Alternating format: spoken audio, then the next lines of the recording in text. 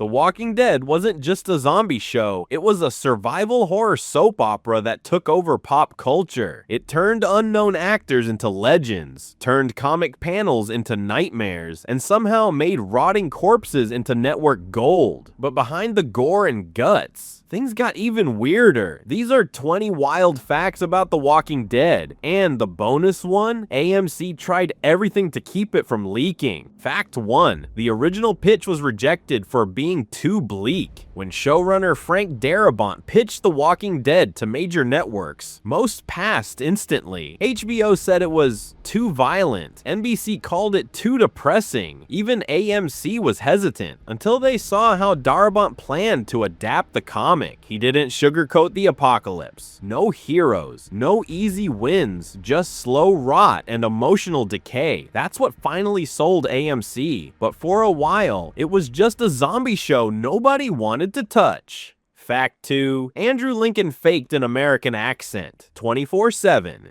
British actor Andrew Lincoln plays Rick Grimes with a southern drawl, but he didn't just turn it on for scenes. On set, off set, even during lunch, Lincoln stayed in character. Why?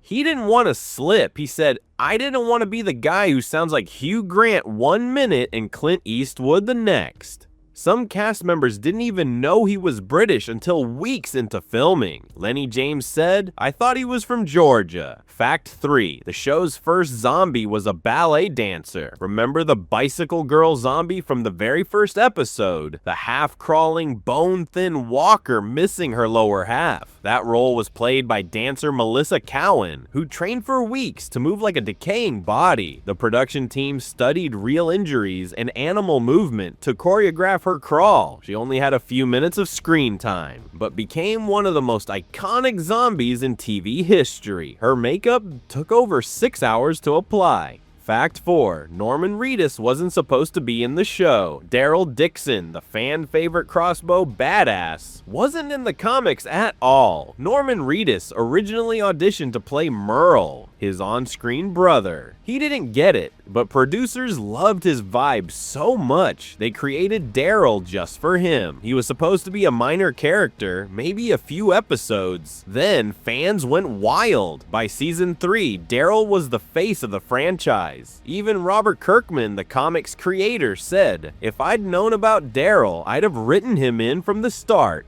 Fact 5. The CDC episode wasn't in the comics and almost got cut.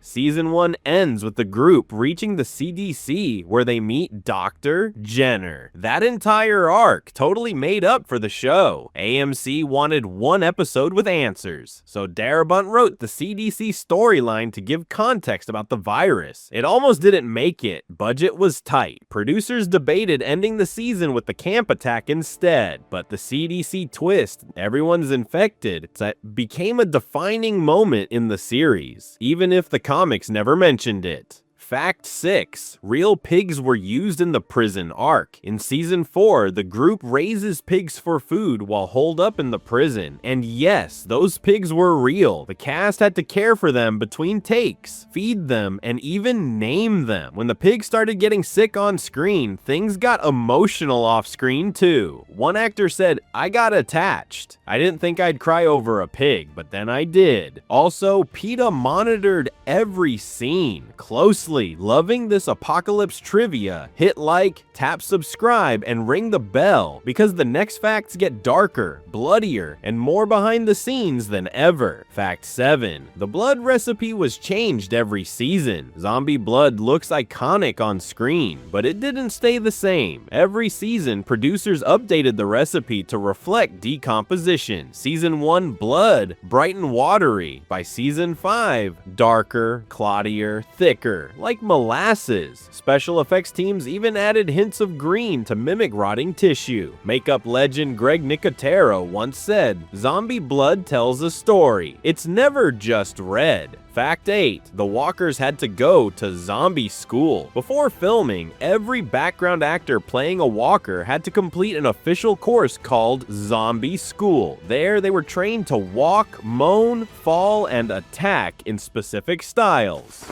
There were rules. No stiff arms, no fast walking unless instructed, and definitely no vocalizations beyond growls. The directors didn't want them to move like Halloween extras. They wanted decay with intent. Fact 9, Steven Yeun did his own stunts and got knocked out. As Glenn, Steven Yeun became a fan favorite, but his commitment to realism went a little too far during a fight scene in season 2. While filming a scuffle, he took an elbow to the face and lost consciousness. He woke up on the ground with everyone staring. The first thing he said, "Did we get the shot?" Spoiler, they did. Fact 10: Carol was originally supposed to die in season 3. Melissa McBride's character, Carol, had a very different arc in early drafts. She was meant to die during the prison storyline as a tragic consequence of internal conflict, but McBride's performance was so strong and fan support so intense, the writers changed course. Carol went from timid abuse survivor to ruthless leader. By season 5, she was single-handedly blowing up cannibals with a rocket launcher. Talk about a rewrite.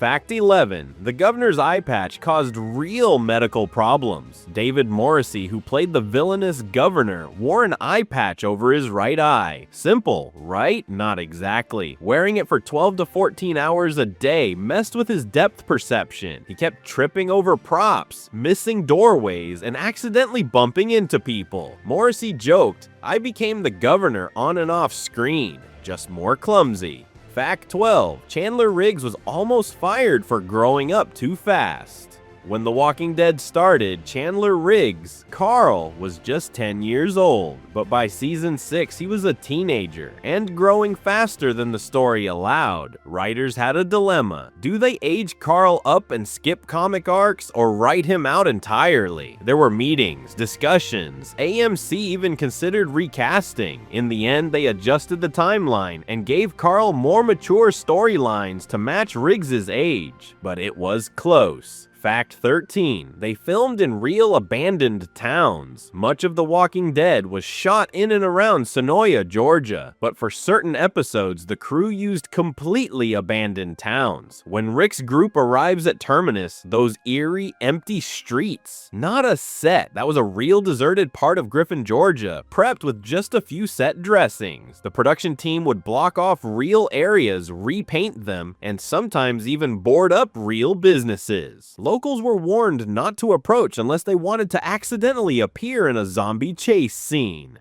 Fact 14, the walker noises came from surprising sources. Every groan, snarl, and death rattle from the walkers had to be created in post-production, and the sound team got weird with it. They used slowed down pig squeals, distorted baby cries, and even recordings of their own stomach growls layered with heavy breathing. One of the creepiest noises? A slowed down vacuum cleaner motor used to simulate the low moaning of a swarm. The audio team said, "We were less inspired by horror movies and more by animals that sound wrong." Fact 15, there was a hidden A motif throughout the series. Eagle-eyed fans noticed that the letter A appears again and again throughout the show. Spray painted on walls, on boxcars, even on characters' hands. Theories exploded. Was it a secret faction? A reference to the Scarlet Letter, Alexandria, Alpha? Showrunners eventually admitted they didn't really have a plan. The A started as a set detail and was repurposed again and again until it took on symbolic weight. By the end, it became a recurring mystery, maybe a symbol of captivity, maybe not. Fans ran with it. Reddit still hasn't stopped. Fact 16, Greg Nicotero directed 37 episodes and did the zombie makeup too. Greg Nicotero wasn't just a special effects wizard, he was also one of the show's top directors. He helmed some of the biggest episodes like No Sanctuary and The Day Will Come When You Won't Be.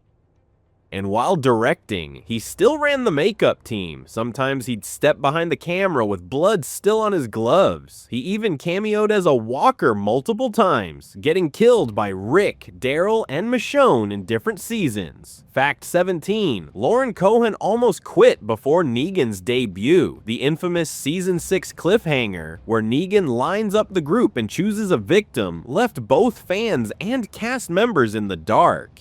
Lauren Cohan, who played Maggie, admitted she almost didn't return for season 7 because of how emotionally brutal the cliffhanger was to shoot. She said, "We weren't just scared for our characters, we were emotionally drained. It broke us." Ultimately, she returned, and Maggie became one of the show's most complex leaders, but it was close. Fact 18. Jeffrey Dean Morgan broke character mid-scene. While filming his first scene as Negan, the brutal season 7 opener, Jeffrey Dean Morgan accidentally apologized after delivering his infamous "Eeny, meeny, miny, mo" monologue. Between takes, he looked at the crying cast and said, "I'm so sorry, guys." Andrew Lincoln stopped him. "Don't. We need you to go all the way." Morgan never broke again. That performance, one of the most hated and unforgettable moments in cable history.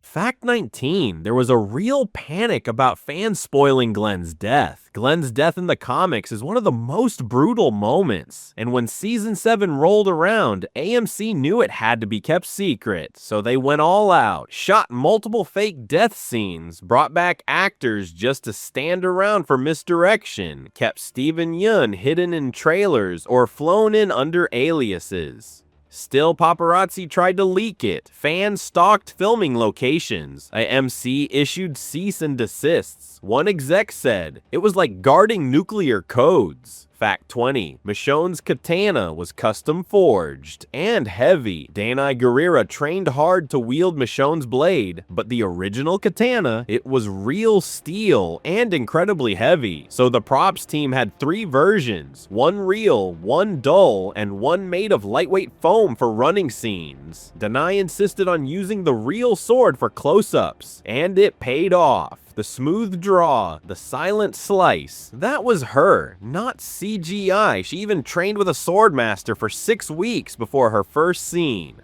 Bonus fact, AMC censored a deleted scene so hard it's never been aired. There's a deleted scene from season 2 where Rick kills 2 looters in cold blood after they beg for mercy. It was meant to show Rick's descent into moral gray, but AMC said no. Too dark, too soon. The scene was cut before airing and has never been released officially, not even in DVDs or digital extras. Greg Nicotero confirmed it was filmed, scored, and ready to go. But AMC decided Rick's not ready to go full Shane yet. The footage is still locked in the archives. If you enjoyed this, don't forget to like and subscribe for more weird behind the scenes facts from your favorite shows.